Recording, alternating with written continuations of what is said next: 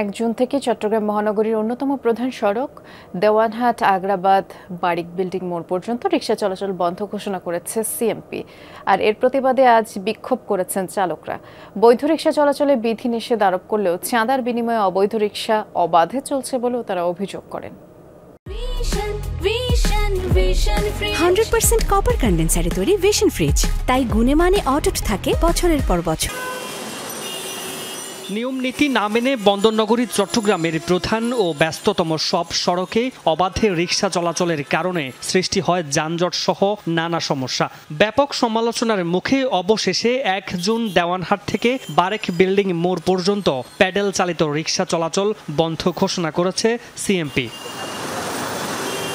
এর প্রতিবাদে ওয়াসা মোড়ে মানববন্ধন ও বিক্ষোভ করে মহানগর রিকশা চালক মালিক ঐক্য পরিষদ। লাইসেন্সবিহীন লাখ লাখ প্যাডেল চালিত রিকশা এবং অবৈধ ব্যাটারি রিকশা বন্ধ সহ 6 দফা দাবি জানান চালকরা।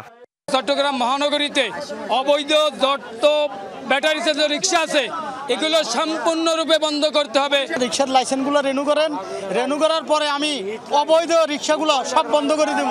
কিন্তু আমাদের মেয়র সাহেব আমাদের কথাটা বাস্তবায়ন করে নাই। 3 চাকার রিকশা এটা সারা জীবন চলবে। আমরা আশা করব মাননীয় পুলিশ কমিশনার, মাননীয় মেয়র মহোদয় ওনাদের শুভবুদ্ধি উদয় হবে। যদি শুভবুদ্ধি উদয় না হয় আমরা রাস্তায় আমাদের পরিবার পরিজন সহ, যেহেতু আমাদের রুটি রুজির বিষয়, আমরা রাস্তায় শুয়ে থাকবো। চট্টগ্রাম সিটি কর্পোরেশনের লাইসেন্স প্রাপ্ত রিকশার সংখ্যা 70,000 একটি। দৈনিক 50 থেকে 100 টাকা চাঁদার বিনিময়ে বাকি সব অবৈধ রিকশা চলছে বলে অভিযোগ চালকদের। পুলিশকে চাঁদা দিয়ে এই গাড়িগুলো চালাচ্ছে, আমরা চাই ইমিডিয়েটলি এই গাড়িগুলো বন্ধ হোক। দৈনিক 50 থেকে 60 টাকা করে নিয়ে এই রিকশাগুলো বিভিন্ন এলাকায় গলিতে গলিতে চালানো হচ্ছে। 120 টাকা দর টুকুরের ব্যবসা করে অবৈধ গাড়িগুলো অলি গলিতে এইভাবে সরিয়ে দিচ্ছে। বিক্ষোভ শেষে মেয়র সিএমপি কমিশনারকে স্মারকলিপি দেন আন্দোলনরত সংগঠনের নেতারা।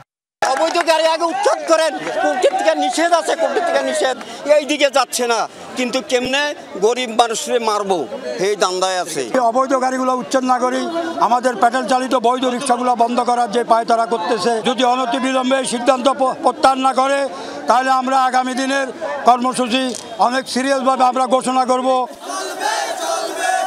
মামুন রশিদ তৌফি, যমুনা নিউজ, চট্টগ্রাম।